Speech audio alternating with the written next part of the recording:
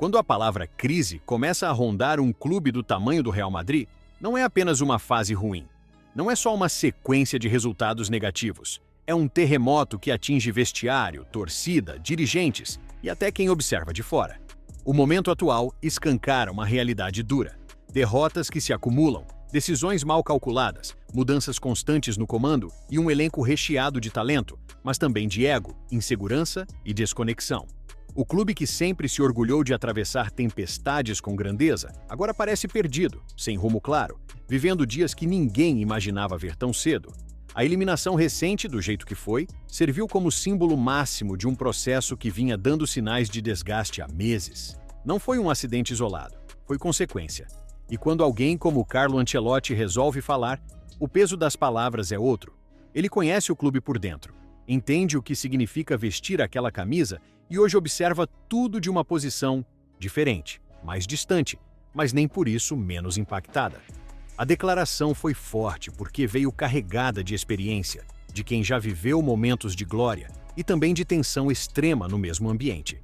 Para ele, o problema não está apenas no resultado, mas na maneira como o clube se desconectou da própria essência. Segundo Ancelotti, o Real sempre foi grande quando soube equilibrar talento com humildade, ambição com disciplina e ego com coletivo. Quando esse equilíbrio se perde, nem o escudo mais pesado do mundo consegue sustentar. Ele destacou que derrotas fazem parte do futebol, mas a forma como elas acontecem revela muito mais do que o placar. O que se vê hoje é um time que reage tarde, que se perde emocionalmente com facilidade e que parece carregar um peso maior do que deveria.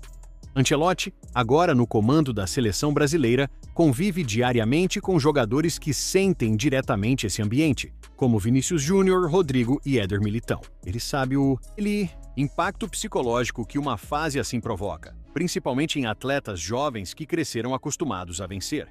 Para Ancelotti, o desafio não é só tático ou físico, é mental.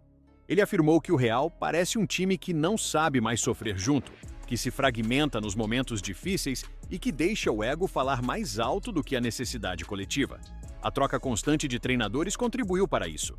Depois da saída de Ancelotti, o clube apostou em um novo projeto com Xabi Alonso, alguém identificado com o clube, com ideias modernas e discurso forte.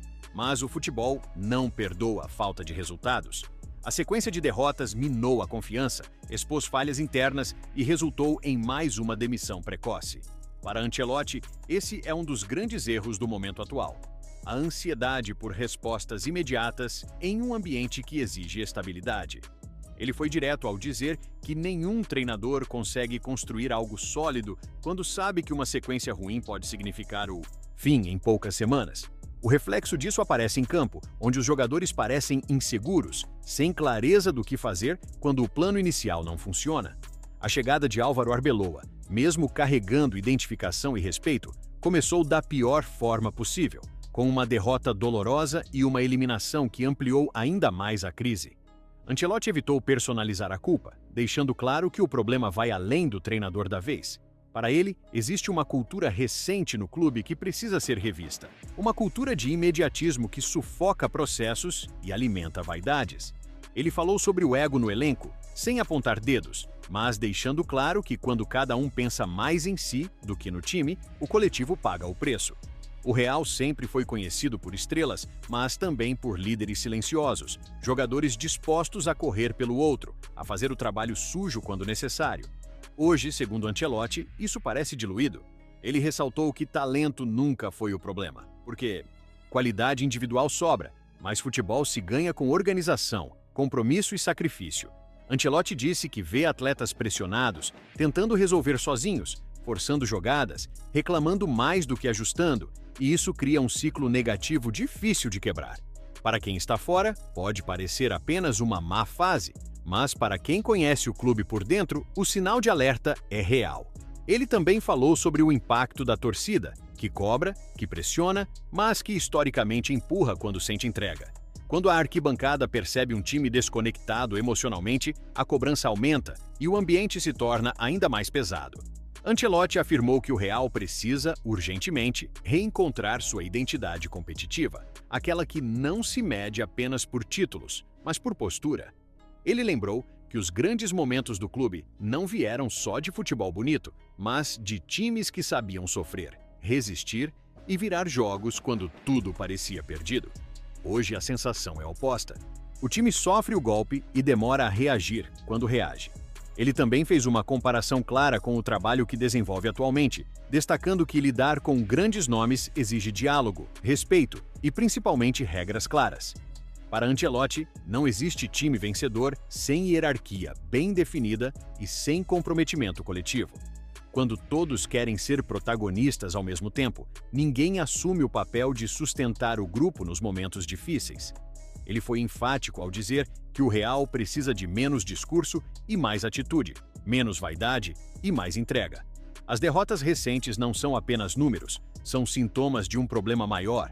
A instabilidade no comando técnico, somada à pressão interna e externa, criou um ambiente onde o erro pesa demais e a confiança some rápido.